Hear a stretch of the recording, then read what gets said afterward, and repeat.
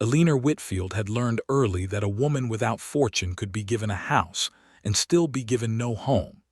She walked the narrow servants' corridor of Ashworth Hall with a tray balanced against her hip, her spine straight as a blade, her expression smoothed into the blank, courteous mask expected of a woman who had once been called the daughter of a promising scholar and was now called nothing at all. Lord Ashworth called her wife when it suited him. In front of his guests, in the dining room where the claret flowed and the candles dripped wax onto linen so white it hurt the eyes, he called her nothing.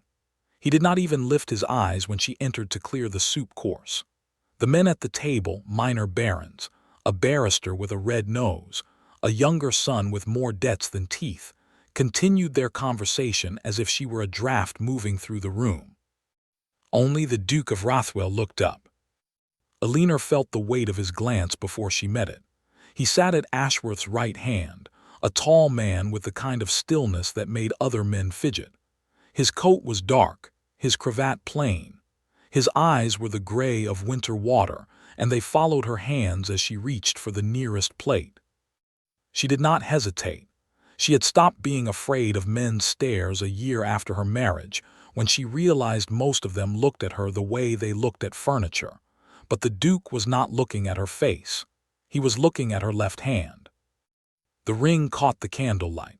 Gold, heavy, set with a square emerald flanked by two smaller stones, too fine for a servant.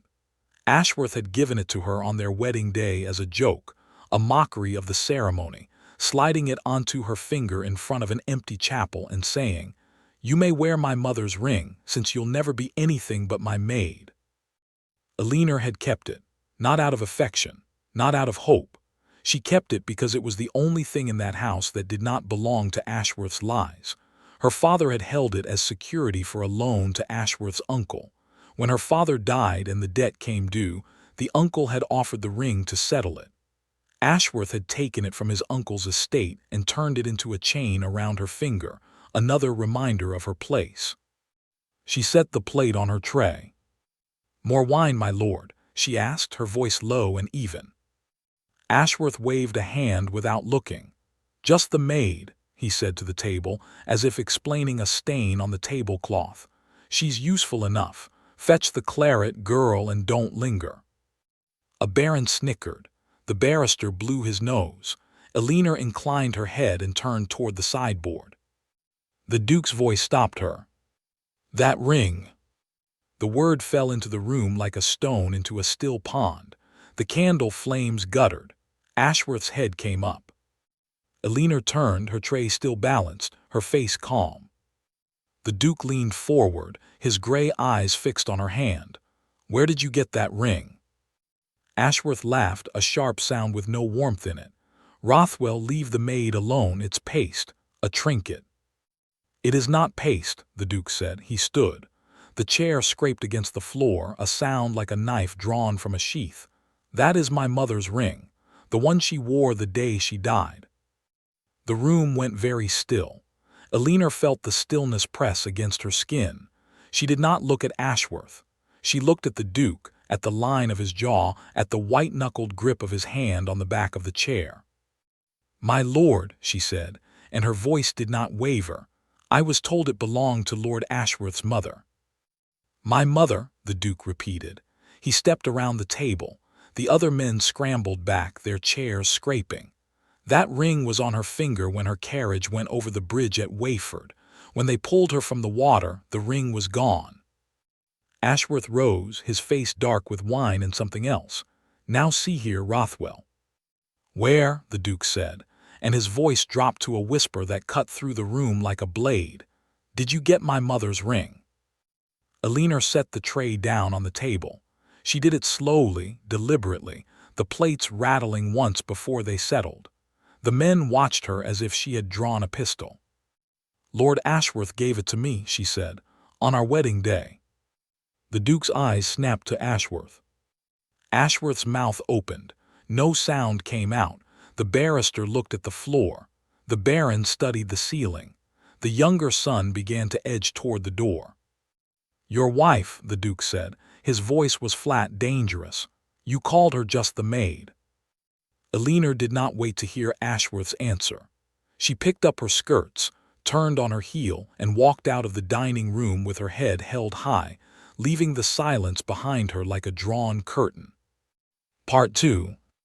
The corridor outside the dining room stretched long and dark, lit only by the wall sconces that burned low and smoky. Eleanor walked quickly, her shoes soft on the worn carpet, her heart beating hard but steady beneath her ribs. She had not lied. She had not raised her voice. She had done what she always did in that house. She had moved, and she had survived. Behind her, the dining room door opened. She did not turn. She knew the weight of that footfall, the long stride that swallowed the corridor in 4 steps. "Stop!" The Duke's voice was quiet, but it carried command like a hand on the shoulder. Eleanor stopped. She did not turn. "I asked you a question," he said, closer now. She could smell the faint scent of smoke and clean linen, the sharp edge of wine on his breath. "Where did that ring come from?" Eleanor turned then, slowly, and lifted her chin. In the dim light, the Duke loomed over her, his face half in shadow, his gray eyes bright and unreadable. "I told you, Your Grace. Lord Ashworth gave it to me. As a wedding gift." His voice was dry, disbelieving, from a man who calls his wife a maid. "He did not call me a maid on our wedding day." Eleanor allowed a small, bitter smile. "He called me a debt, a thing to be collected." The Duke's expression did not change, but something moved behind his eyes. "The ring," he repeated. "How did Ashworth's family come by it?" "My father held it as security for a loan to Lord Ashworth's uncle, a man named Cecil Whitmore." She spoke the words clearly, precisely, as if she were reading from a ledger. "The loan was never repaid. When my father died and his creditors came, the ring was taken from our house to settle Ashworth's uncle's debt. I was told it had belonged to Ashworth's mother. I did not question it. A woman in my position does not question the origin of the only thing she has left." The Duke stared at her. The sconce above his head hissed, sputtering as a draft moved through the corridor. "Cecil Whitmore," he said slowly, "Ashworth's uncle." "Yes." "Cecil Whitmore was found dead 3 years ago in a coaching inn near Wayford. He had been drinking with 2 men no one could identify. His pockets were turned out. The constable reported no valuables." Eleanor felt a chill spread through her chest, cold and creeping. "And your mother's carriage accident?" "It was no accident." The Duke's jaw tightened. "The bridge at Wayford had been deliberately weakened. My mother was returning from a visit to a cousin in the north. The carriage went into the river. The coachman drowned. My mother's body was recovered downstream. The only thing missing was the ring." He paused, and his voice dropped. "The ring that somehow made its way into your father's hands as security for a loan to Cecil Whitmore." Eleanor did not look away. Then Lord Ashworth's family did not merely take a dead woman's ring. They were present when she died. The corridor fell silent. The distant clink of china from the kitchen echoed like a pulse. The Duke stepped closer. Eleanor did not retreat. She had spent years learning to stand her ground in that house. She would not run now. "You understand what you are saying," he said. "I understand what the facts suggest." She folded her hands in front of her, the ring cold against her fingers. "I have been wearing the evidence of a murder on my finger, Your Grace, and the man who put it there is sitting in that dining room, pouring wine for his guests, pretending I am nothing." The Duke looked at her for a long moment. Then he did something Eleanor did not expect. He inclined his head, the smallest possible bow, as if acknowledging an equal. "What is your name?" he asked. "Eleanor Whitfield, though Lord Ashworth would have you call me nothing at all." "Eleanor Whitfield." He tested the name, and something in his voice softened at the edges. "You are not nothing. You are the only witness to a crime that has haunted my family for 9 years, and you have just told me the truth in a house full of liars." Eleanor felt the weight of his words settle over her like a cloak. She did not know if it was protection or a new kind of danger. The dining room door opened again. Ashworth appeared at the end of the corridor, his face flushed, his cravat askew. "Eleanor," he barked, "get back to the kitchens. Rothwell, I will not have you question my household." "Your household," the Duke said without turning, "appears to have been built on my mother's grave." Ashworth stopped as if struck. The Duke turned to Eleanor. His eyes found hers steady and certain. "I will speak with you again," he said. "Not in this house, not while he is present." He walked past Ashworth without another word, his boots echoing down the corridor like a challenge. Eleanor stood alone as Ashworth's fury filled the space the Duke had left behind. She did not tremble. She did not speak. She simply looked at her husband, at the man who had called her a maid, and she realized that for the first time in 4 years, she held something he could not take from her. The Truth. Part 3. The summons arrived 3 days later, delivered by a liveried footman who stared at Eleanor as if she were a curiosity in a traveling fair. It was not a letter from the Duke himself, but from his man of business, a Mr. Hale, requesting the honor of Mrs. Whitfield's presence at Rothwell House on Curzon Street to discuss a private matter of mutual interest. Eleanor read the letter in the servants' hall, standing because there was no chair for her at the table. The housekeeper watched her from the doorway, her mouth pinched. The maids whispered behind their hands. The letter was addressed to Mrs. Eleanor Whitfield, not to a maid. That alone was a revolution. She folded the letter and tucked it into her sleeve. She did not mention it to Ashworth. He had not spoken to her since the dinner, except to order her out of his sight. He drank more now, and louder. The servants moved around him like mice around a sleeping cat. On the morning of the appointed day, Eleanor put on her gray woolen dress, the one she wore to church when Ashworth allowed her to attend with the household. She brushed her hair until it gleamed, pinned it beneath a simple cap, and looked at herself in the spotted mirror above the basin in her narrow room. Her father had used to say she had her mother's eyes, a dark blue that could hold both storm and stillness. She had not seen a storm in them for a long time, only stillness. She was halfway down the back stair when Ashworth's voice stopped her. "Where do you think you are going?" He stood at the foot of the stairs, his coat off, his shirt open at the throat. He looked as if he had not slept. His eyes were red-rimmed and his hand on the banister shook. "I have an appointment," Eleanor said. "An appointment?" Ashworth laughed, ugly and short. "A maid does not have appointments. A maid scrubs floors and empties chamber pots and keeps her mouth shut at table." Eleanor descended the last 2 steps and stood before him. She was not tall, but she had learned to make herself seem taller. "I am your wife, my lord. Whatever you call me, the law has a different word." "The law?" He stepped closer, his breath sour. "You think the law will protect you. You think Rothwell will protect you. He wants the ring, you foolish woman. That is all. He will take it from you and leave you with nothing, and then where will you be?" "I have been left with nothing before." Eleanor held his gaze. "It has never stopped me." Ashworth's face twisted. For a moment she thought he might strike her. She had learned to read the signs, the clench of his jaw, the way his fingers curled. She did not flinch. Then his hand shot out and grabbed her wrist, squeezing hard. "You are not leaving this house," he hissed. "You are my wife, you are my property, and that ring is mine." Eleanor did not try to pull away. She looked down at his hand, then back at his face, and her voice was cold as the river at Wayford.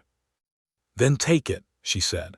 "Take the ring from my finger, my lord, and explain to the Duke why the wife you call a maid is wearing his mother's stolen jewel. Explain why the ring disappeared from your uncle's body. Explain all of it if you can." Ashworth's grip loosened. For the first time, Eleanor saw something in his eyes that was not anger or contempt. It was fear. She pulled her wrist free and stepped past him. He did not follow. She walked down the corridor, through the kitchen, and out the service door into the gray morning light. The walk to Curzon Street took nearly an hour. Eleanor did not take a hackney. She had no coin. She walked with her head up, her cap pulling slightly in the wind, the ring heavy on her finger. Passers-by glanced at her, a woman alone in a plain dress, and looked away. She was used to being looked away from. Rothwell House stood at the end of a long, elegant street, its stone front pale and imposing. Alina climbed the steps and rang the bell. The footman who answered recognized her, or at least recognized the ring. He bowed and showed her into a small parlor off the entrance hall, where a fire burned low and the curtains were half drawn against the morning light. The Duke stood by the mantelpiece. He turned when she entered, and for a moment neither of them spoke. The only sound was the crackle of the fire and the distant rumble of a carriage passing outside. "You came alone," he said. "I had no escort to bring." Alina met his eyes. "My husband locked me in my room." The Duke's expression did not change, but his hand tightened on the mantel. "How did you get out?" "There is a door behind the linen press. It leads to the old coal chute. The housemaids use it to meet footmen." She allowed a small, grim smile. "I use it to escape." The Duke stared at her. Then, to her astonishment, the corner of his mouth lifted, not quite a smile, but something like it. "You are not what I expected," he said. "What did you expect, Your Grace?" "A weeping woman in a torn dress, clutching her stolen finery." "I expected Ashworth's wife to be afraid of him." Alina moved toward the fire, holding her hands to the warmth. "I am afraid of him," she said quietly, "every day. But I have learned that fear is a thing you carry, not a thing that carries you." The Duke was silent for a long moment. Then he crossed the room and stood beside her, looking down at the ring on her finger. "Tell me everything," he said, "from the beginning." And Alina did. She told him about her father, a scholar who had once taught Greek at Cambridge before his health failed and his debts mounted. She told him about Cecil Whitmore, the charming, reckless uncle who borrowed money and never repaid it, who had given her father the ring as security with a laugh and a wink. She told him about the night the bailiffs came, about her father's death, about the cold, perfunctory marriage to Ashworth, who had inherited his uncle's debts and seen Alina as a convenient way to settle one of them. She did not weep. She did not raise her voice. She spoke as if she were reading from a history book, cataloging the fall of a minor house. When she finished, the Duke stood with his back to her, staring into the fire. "Your father had the ring," he said slowly, "which means he received it from Cecil Whitmore, which means Whitmore was present when my mother died, or he took the ring from someone who was. That is my belief. And Ashworth knows." Alina hesitated. "He knows the ring came from his uncle. He may not know how his uncle obtained it, but he knows it is not his mother's ring. He knows it belonged to someone else." The Duke turned. His face was hard, but his eyes were not unkind. "I am going to investigate this," he said. "I am going to find the men who were with Whitmore that night. I am going to discover the truth of my mother's death, and I need you to help me." Alina looked at him, at the firelight playing over his features, at the weight of grief and purpose in his bearing. She thought of Ashworth's face in the stairwell, the grip of his hand on her wrist. She thought of the life waiting for her if she refused, the silent meals, the mocking words, the slow erasure of everything she had once been. "What would you have me do?" she asked. "Stay here," the Duke said, "under my protection as my guest, while we untangle this mess." Alina considered him. "Your Grace, I am a married woman. If I stay here, my reputation will be ruined." "Your reputation," the Duke said, "is already being decided by a man who calls you a maid in his own dining room. Here, at least, you will be called what you are." "And what is that?" The Duke's gray eyes held hers. "A woman of consequence." Before Alina could answer, the parlor door flew open. The footman stood in the doorway, his face white. "Your Grace," he said, "Lord Ashworth is here. He says his wife has been taken from his house, and he demands satisfaction." The Duke did not look away from Alina. "Show him in," he said quietly. "Let us see what satisfaction looks like." Part 4. Ashworth came into the parlor like a squall into a harbor. His coat was buttoned wrong, his cravat loose, his face mottled with rage and drink. Two men followed him, a constable with a nervous face, and a large man Alina recognized as Ashworth, steward, a brute named Clegg who did the dirty work no one spoke of aloud. There, Ashworth pointed at Alina, his finger shaking. There she is, my wife, the thief, hiding under the Duke's roof like a common. Careful, the Duke's voice cut through the room, quiet and sharp as a razor. You are in my house, Ashworth. You will choose your words. Your house? Ashworth laughed, high and brittle. Your house is sheltering my property. That ring on her finger is mine, given to her in marriage. She has stolen it and fled, and I have come to take her back. Alina stood very still, her hands folded at her waist. The constable shifted from foot to foot, clearly unhappy to be caught between a peer and a powerful duke. Clegg cracked his knuckles. The Duke looked at Alina. Did you steal the ring? No, her voice was steady. It was given to me as I have said. It was not given. Ashworth advanced a step. It was lent for the duration of the marriage. She has no right to it. Then you agree it is not your mother's ring, the Duke said. Ashworth's mouth opened, then closed. The constable looked at the floor. It was my mother, Ashworth said, but his voice wavered. It has always been in my family. Then you will have no objection to explaining how it matches this. The Duke crossed to a small desk by the window and lifted a sheet of paper. He held it out to the constable. A drawing of my mother's ring, made by my father's own hand for the insurance claim 9 years ago. Note the emerald, the 2 diamonds, the inscription on the inner band. The constable squinted at the paper. Inscription. Let us see it then. The Duke turned to Alina. Remove the ring and show this man the inscription. Alina hesitated. The ring had never left her finger since the day Ashworth forced it there. She looked at Ashworth, at the fury and fear warring in his face, and she pulled the ring free. The inner band gleamed in the firelight. There in tiny, elegant script were 3 words, always my love. The constable leaned close. His face changed. He looked at Ashworth, then at the Duke, and took a step back. That is not my mother's ring, Ashworth said too quickly. It is a copy, a coincidence, the inscription. The inscription is my father's writing, the Duke said. His voice was cold and final.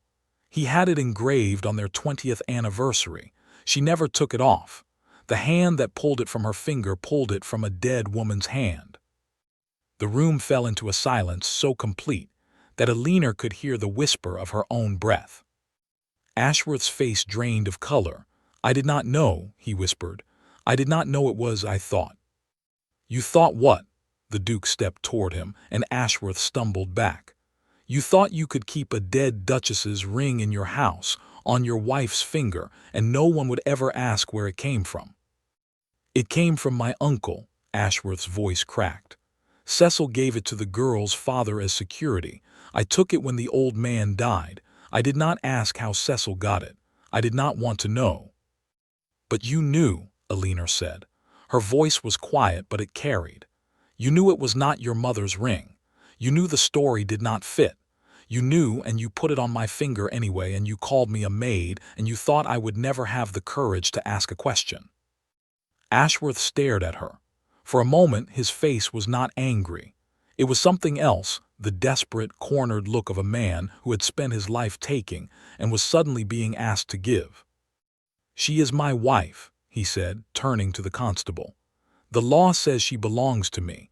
Arrest her for theft or return her to my house, but do not stand there like a fool while she destroys everything. The constable looked at the Duke. The Duke looked at Ashworth. This woman is my guest, the Duke said. She will remain under my protection until the truth of my mother's death is brought to light. If you wish to contest the matter, you may do so in a court of law, where I will be pleased to present my father's drawings, my mother's jewelry records, and the testimony of every servant in your household who has seen you treat your wife as a servant. Ashworth's mouth worked. Clegg shifted, uncertain. The constable swallowed. I will not be made a fool, Ashworth hissed. You have made yourself a fool, the Duke said. I am merely here to witness it. For a long moment, no one moved. Then Ashworth turned on his heel and stormed from the room, Clegg at his heels. The constable lingered, looking from the Duke to Eleanor and back again. "Your Grace," he said, "I shall report this matter to the magistrate." "Do so," the Duke said, "and tell him the Duke of Rothwell will be making inquiries of his own." The constable bowed and hurried out. Eleanor stood in the center of the room, the ring still clutched in her hand. Her legs ached with the effort of not running. Her heart pounded, but her face was calm. The Duke turned to her. The firelight carved shadows along the planes of his face, and for the first time, Eleanor saw the full weight of what he carried, not just the title, not just the estate, but the grief of a son who had spent 9 years wondering who had killed his mother and why. "You did well," he said. "I did nothing," Eleanor replied. "I only told the truth." "That is more than most people do." He held out his hand. "The ring." Eleanor hesitated, then she placed it in his palm. He turned it over, studying the inscription. His jaw tightened. "My father had this made for her in Paris. She wrote to me about it. I was away at school. She said it was a promise that she would always come home." He looked up. "She never did." Eleanor said nothing. There was nothing to say. The Duke closed his fingers around the ring and met her eyes. "I will find the men who killed her," he said, "and I will make them pay, but I cannot do it alone.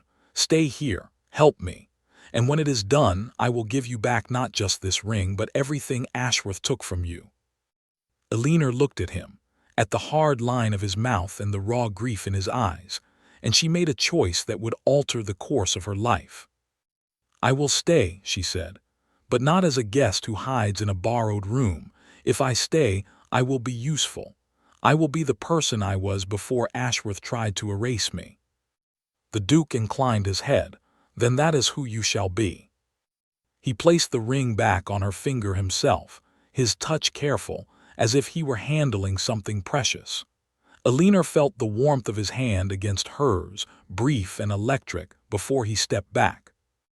"Welcome to Rothwell House, Mrs. Whitfield," he said. "Try not to burn it down." Eleanor almost smiled.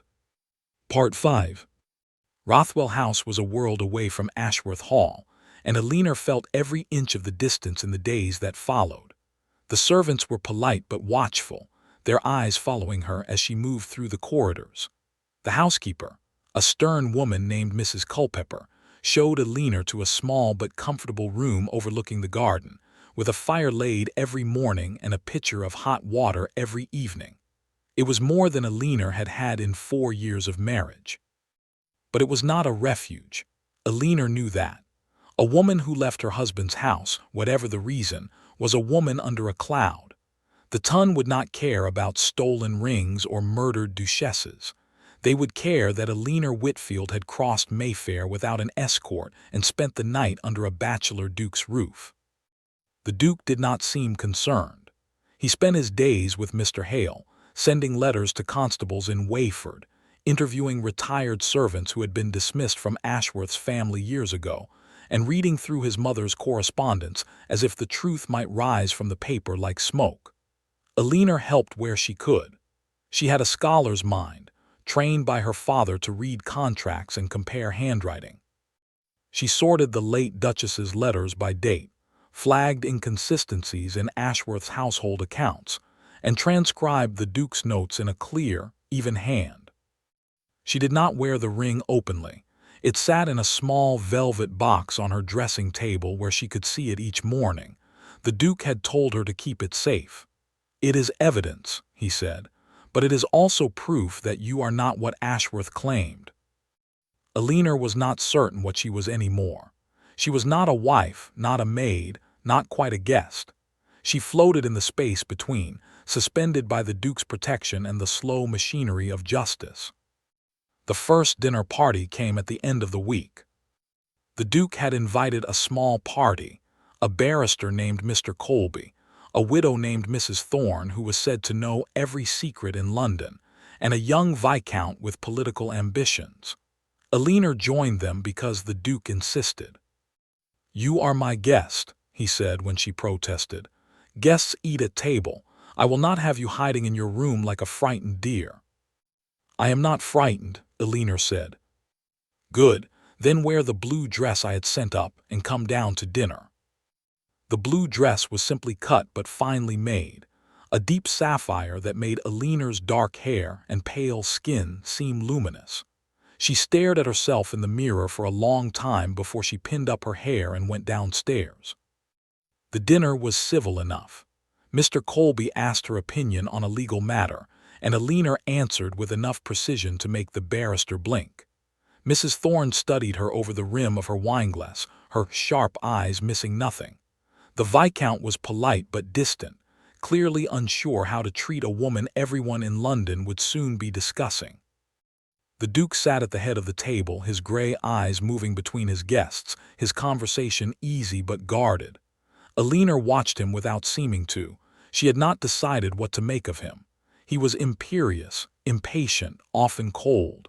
But he had not hesitated to shield her from Ashworth. He had not questioned her account, not once, and he had looked at her as if she were a person, not a problem. After dinner, the party moved to the drawing room. Elinor stood by the window, gazing down at the dark garden, when Mrs. Thorne appeared beside her. "You have landed in a hornet's nest," the widow said without preamble. "The whole of London is buzzing, the Duke of Rothwell taking in a married woman, the husband crying thief, the ring of a dead duchess. It is the most scandalous thing to happen in years." Elinor turned. "I am not afraid of gossip." "Then you are either very brave or very foolish." Mrs. Thorne smiled, not unkindly. "Which is it?" Elinor considered. "A little of both, I think." Mrs. Thorne laughed. "Good, you will need both. Ashworth is not a man to accept defeat. He will move against you, and soon." "How do you know?" "I know men, and I know Ashworth. He has spent his life taking what he believes he is owed. You have taken something from him, the ring, yes, but also the power to call you nothing. He will not forgive that." Elinor looked back at the garden. The moonlight silvered the paths, the neat hedges, the fountain at the center. "Then let him come," she said quietly. "I have nothing left to lose." "That is not true." Mrs. Thorne's voice dropped. "You have the Duke's attention. That is a dangerous thing to hold." Before Elinor could respond, the Duke's voice carried across the room. "Mrs. Whitfield, a word." She excused herself and crossed to where he stood by the fire. The other guests had drifted toward the door, gathering their wraps and making their farewells. Elinor heard the Viscount's carriage roll away, the distant laughter of Mrs. Thorne as she climbed into her own. The Duke waited until the room was empty. Then he poured 2 glasses of brandy and held one out to her. "I do not drink brandy," Elinor said. "You do tonight." He pressed the glass into her hand. "I have news." Elinor took a sip. The brandy burned, warm and spreading. She waited. "I found the 2 men who were with Cecil Whitmore the night he died," the Duke said. "One is dead, a knife fight in a dockside tavern. The other is in Newgate, awaiting trial for highway robbery. He has agreed to speak with me." Elinor's heart quickened. "When?" "Tomorrow. I will go to the prison and take his statement. If he confirms that Whitmore had the ring and names the men who planned the bridge at Wayford, we will have everything we need to bring Ashworth's family to justice." Elinor set down the brandy. "And if he does not confirm it?" The Duke's jaw tightened. "Then I will find another way. But I need you to know that this may get worse before it gets better. Ashworth has been seen drinking at White, with men who do not like me. He is telling anyone who will listen that I have stolen his wife and hidden stolen property. The scandal is growing." "I am not afraid of scandal," Elinor said. "You have said that." The Duke moved closer, close enough that she could see the flecks of silver in his gray eyes. "But scandal can destroy a woman, even an innocent one. If you wish to leave London to go somewhere quiet until this is over, I will arrange it. You owe me nothing. You can walk away now with enough to support yourself, and I will continue the investigation alone." Elinor looked at him for a long moment. He was offering her an escape, and she believed he meant it. But something in her resisted. Perhaps it was pride or courage or simply the stubborn knowledge that if she ran now, she would spend the rest of her life running. "No," she said softly, "I will stay."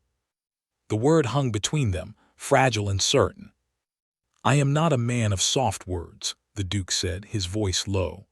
"I do not flatter and I do not promise what I cannot deliver, but I will tell you this. You are the bravest person I have ever met, and whatever happens tomorrow, whatever Ashworth does, I will not let him hurt you again." Eleanor felt the brandy warm in her chest, or perhaps it was something else. She did not look away from him. "I believe you," she said. And for a moment, in the firelit quiet of the drawing room, they stood together, two people bound by a dead woman's ring and the long, dangerous pursuit of the truth. Part 6. Newgate Prison was a pit of despair, and Eleanor did not want to think about the man she was about to meet. The Duke had insisted she accompany him, arguing that her presence might prompt the prisoner to speak more freely. "He will see you and understand that this is not merely a ducal whim," he said. "You are the living proof of the ring's journey." Eleanor had agreed, though the thought of entering that place made her skin crawl. She wore the blue dress, a dark cloak, and a bonnet that shadowed her face. The ring was on her finger, hidden beneath her glove. The prisoner was a man named Jedediah Crow, a thin, ferret-faced creature with yellow teeth and a scar that ran from his temple to his jaw. He sat on a wooden bench in the interview room, his wrists chained, his eyes darting between the Duke and Eleanor as if calculating their worth. "You want to know about Whitmore," Crow said. His voice was a rasp, worn down by years of gin and shouting. "What's it worth?" The Duke placed a small leather pouch on the table between them. Crow's eyes followed it hungrily. 20 guineas now," the Duke said.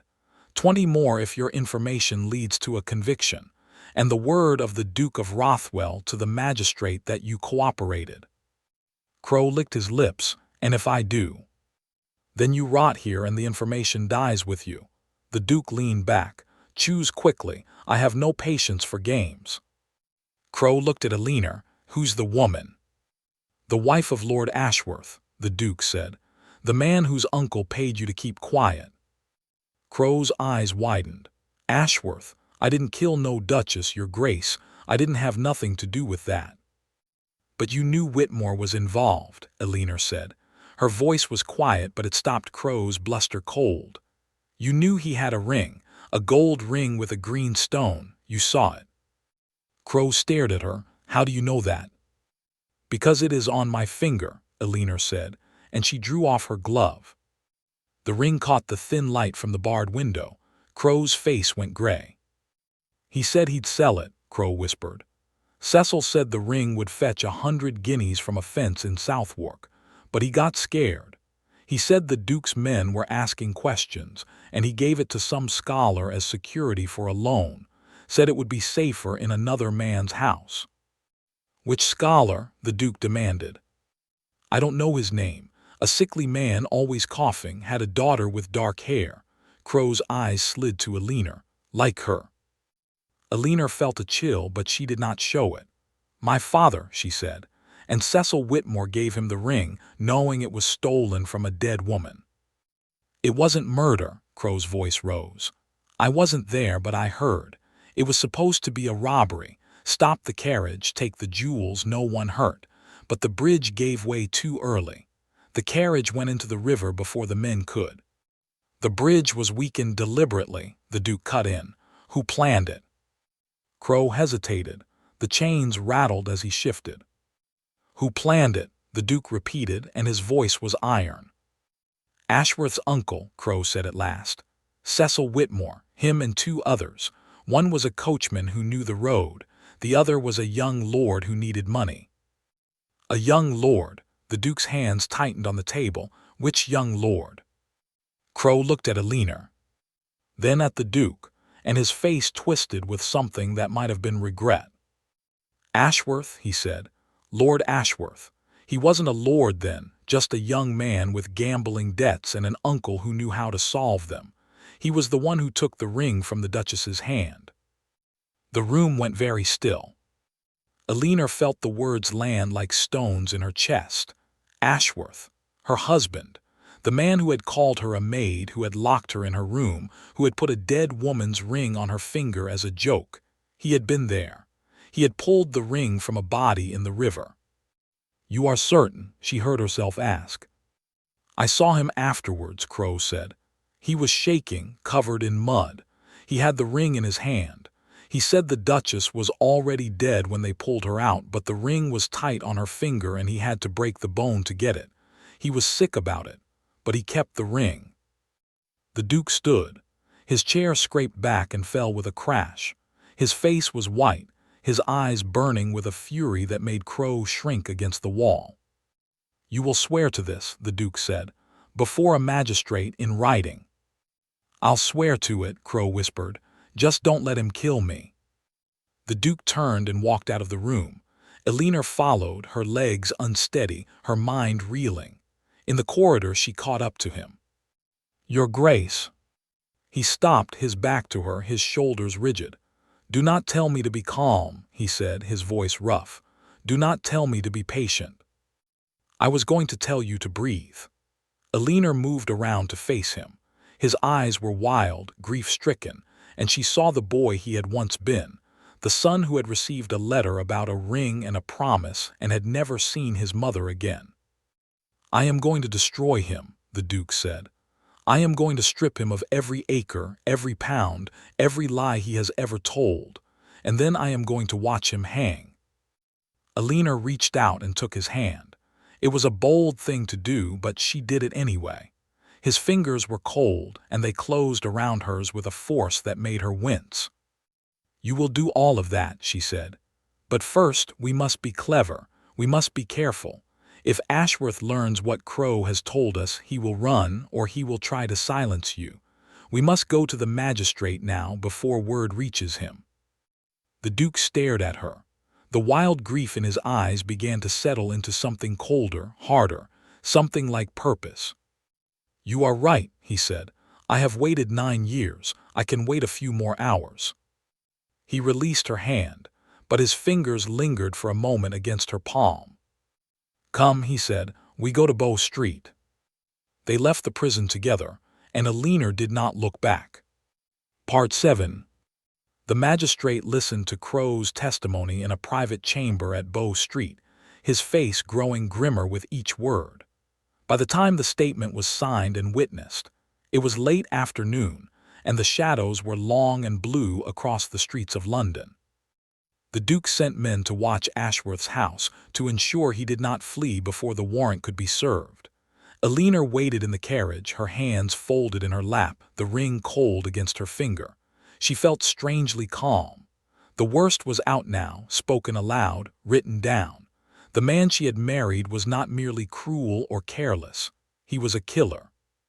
The Duke climbed into the carriage and sat across from her. The door closed, sealing them in the dim, swaying quiet. "The warrant will be served at dawn," he said. "Ashworth will be arrested and taken to Newgate. The evidence is strong enough to hold him. The trial will follow within the month." Alina nodded. "And me, what happens to me?" The Duke looked at her across the narrow space. The carriage lurched, and their knees almost touched. "You are free of him," he said. "An annulment can be arranged. The marriage was based on fraud, the settlement of a debt connected to a felony. The church courts will see it clearly." Alina turned her head to the window. The city passed by, gray and indifferent. "Free," she repeated. "I have not been free in a very long time. I am not certain I remember how it feels." "Then you will learn." The Duke's voice was soft, softer than she had ever heard it. "You will have time and means, and the respect you should have had from the start." Alina looked at him. "And what do you want, Your Grace?" The question hung between them. The Duke did not answer at once.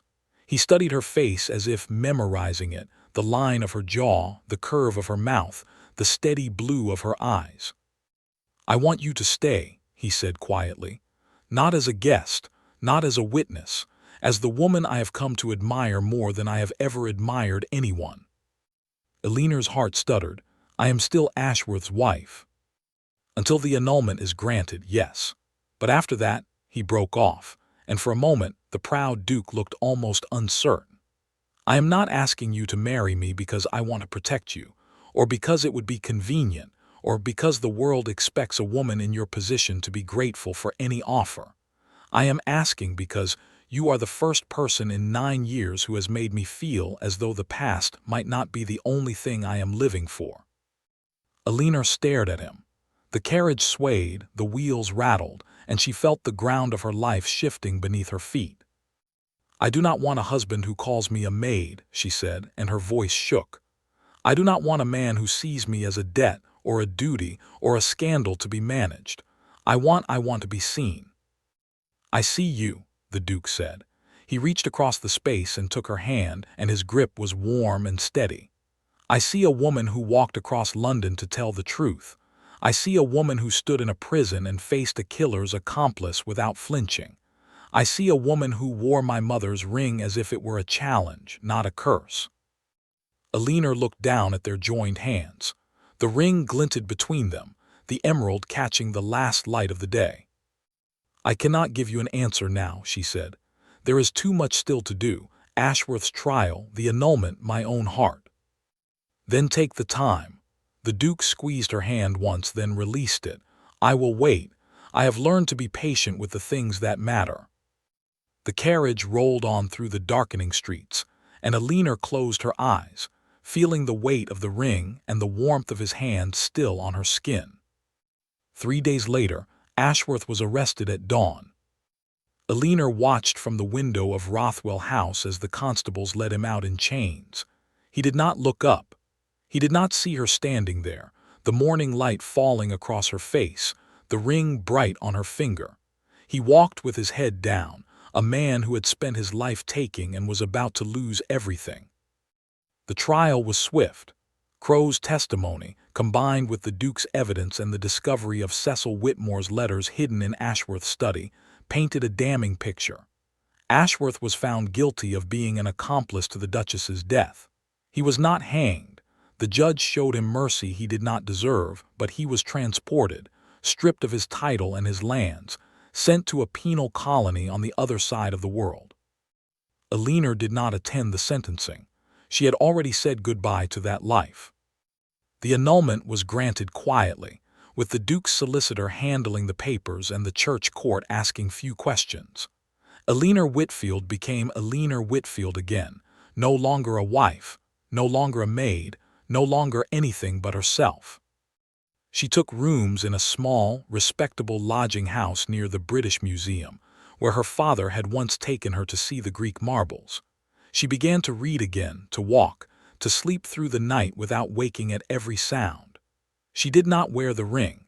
It sat in its velvet box on her dressing table, a reminder of all that had been taken and all that had been returned.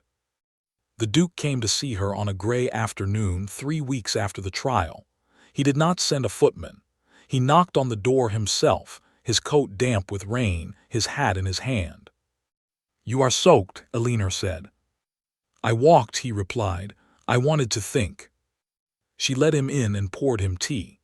They sat on opposite sides of the small parlor, the fire crackling, the rain pattering against the window. "I have been patient," the Duke said, "but I am not a patient man by nature." Eleanor smiled slightly. "I know. I have come to ask you again." He set down his cup and leaned forward, his gray eyes intent. "Not because you need me, not because I need an heir or a hostess or a woman to manage my houses, but because I love you. I love your courage and your wit and the way you walk into a room as if you have every right to be there. I love the way you speak the truth even when it costs you. I love the way you looked at me that first night and did not run." Eleanor's throat tightened. "You do not know me well enough to love me."